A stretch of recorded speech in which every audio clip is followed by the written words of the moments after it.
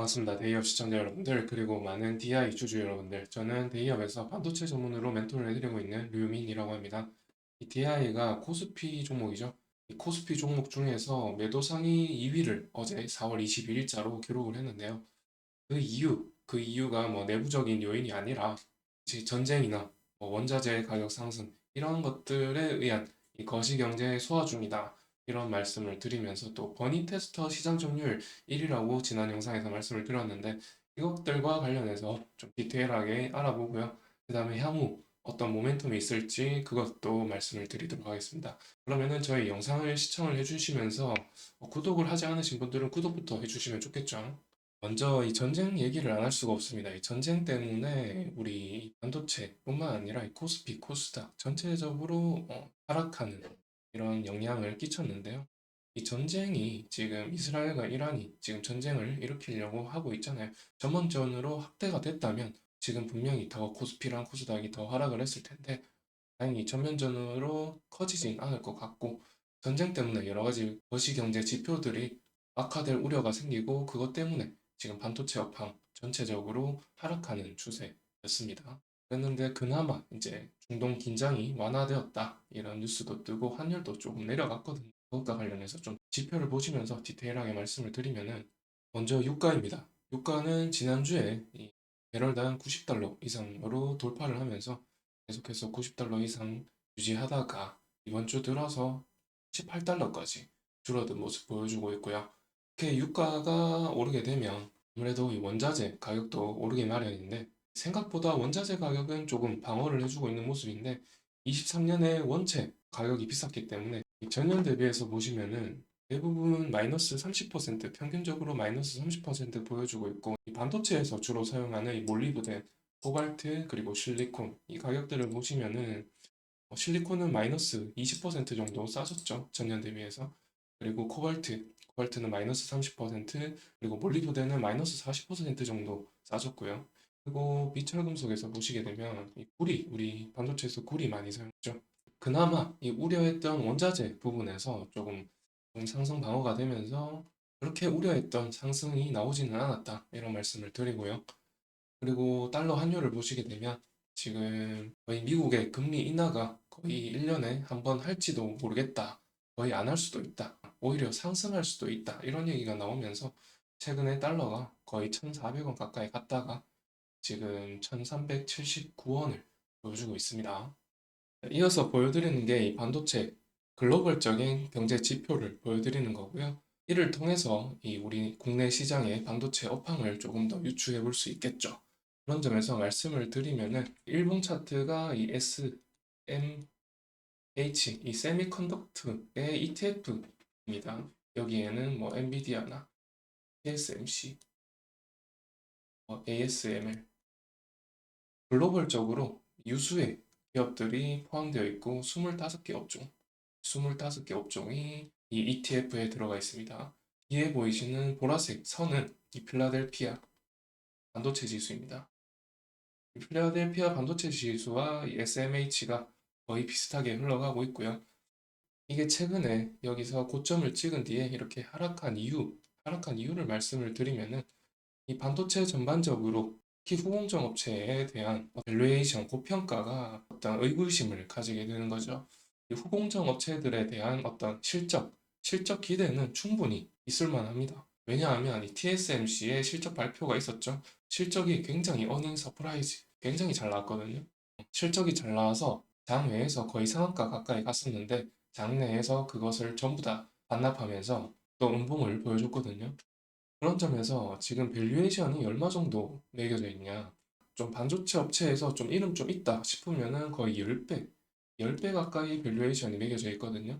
그런 점에서 이 글로벌적으로 실적이 아무리 좋아도 이 밸류에이션이 너무 고평가가 아니냐. 이런 시각들이 팽배해지면서 어느 정도 조정을 보여주는 모습을 보여줬습니다. 그러면서 계속해서 이 3주 정도, 일봉 차트니까 이 3주 정도 계속해서 음봉을 보여주면서 크게 하락하는 모습 보여줬죠. 그래서 우리 반도체 업황도 물론이고 나스닥, 다우지수 전부 다 이렇게 하락하는 모습을 보여줬습니다. 그런데 어제 양봉을 보여주면서 변곡 포인트를 만들어줬죠. 변곡점을 보여주면서 이러면은 우리 시장도 지금 변곡 포인트를 만들어주면서 조금 반등할 여지가 보이겠는데 기술적인 반등을 보여주겠는데 이런 요소가 보이더라고요. 그래서 오늘 시장을 보니까 조금 반등을 보여주고 있습니다. 그런 점에서 지금 약간 지금 이번 주는 약간의 기술적인 반등을 보여주지 않을까 이렇게 생각이 들고요. 이게 이 기술적 반등이 얼마나 갈지는 모릅니다. 계속해서 이렇게 상승을 보여주면 좋겠지만 헤드 앤 숄더 위험도 있기 때문에 이 행보의 각도나 또 하락하는 변곡 포인트 이런 것들을 잘 보셔야 되겠고요. 그러면 여기까지가 이제 거시적인 지표를 가지고 우리 반도체 업황을 좀 분석을 해드렸고요. 자, 그러면 우리 DI의 이 개별적인 이슈, 기술적인 변동성, 모멘텀 이런 것들에 좀 초점을 맞춰서 설명을 이어나가 보겠습니다. 제가 지난 영상에서 이 DI 관련해서 영상을 또 촬영한 게 있습니다. 좀 더 상세하게 제품 설명을 보시고 싶으시면 그 영상을 참고하시면 되겠고요. 간단하게 설명을 드리면 이 DI는 이 반도체 검사 장비를 제조해서 납품한 업체가 되겠습니다.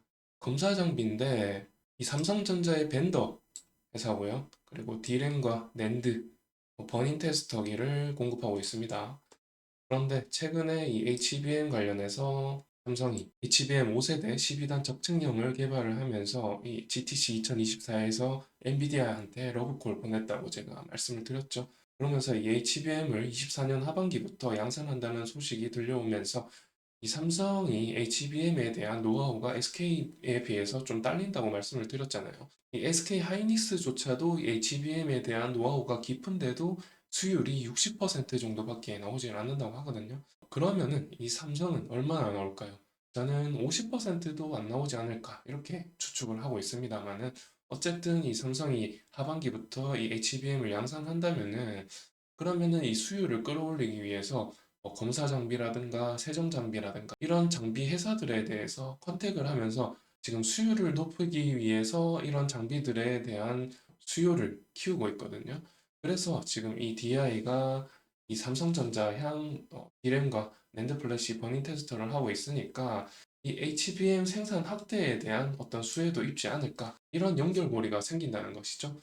저는 이 삼성전자가 DI의 버닝 테스터기를 사용을 하지 않을까 이렇게 추측하고 있고요.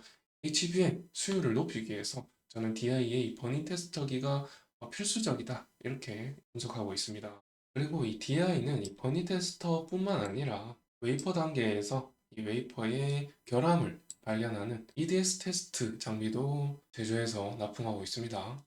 그리고 이 DI의 버닝 테스터의 경우에는 지금 시장 점유율이 1위입니다. 이 1위 중이기 때문에 저는 이 DI의 미래 비전이 HBM 관련해서도 수혜를 있겠지만 최근에 이 삼성전자의 GDDR7도 새로 개발되지 않습니까?